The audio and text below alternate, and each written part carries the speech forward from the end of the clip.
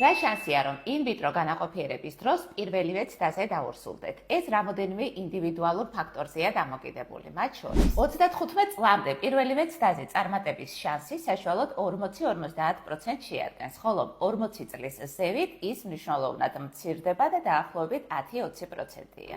თუ ქალს კარგი საკვერცხების რეზერვი აქვს და ჰორმონებიც ნორმაშია, ეს მნიშვნელოვნად ზრდის წარმატების ალბათობას. დამოკიდებულია დიაგნოზზე, მაგალითად, თუ პრობლემა საშვილოსნოს მილების გამტარიანობა არის, წარმატების ალბათობა მაღალი არის, ხოლო სხვა უფრო სერიოზული მიზეზის შემთხვევაში შესაძლებელია საჭირო გახდეს ერთი ან რამოდენიმე ცდა. სპერმის მახასიათებლები და მოძრაობის უნარი მნიშვნელოვან როლს ასრულებს ინვიტრო განაყოფიერების პროცესში.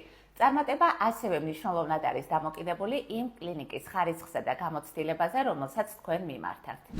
საბოლოოდ მნიშვნელოვანია იმის გაგება, რომ პირველივე ცდაზე შესაძლებელი არის დადგეს ორსულობა, თუმცა ეს ყოველთვის ესე არ ხდება.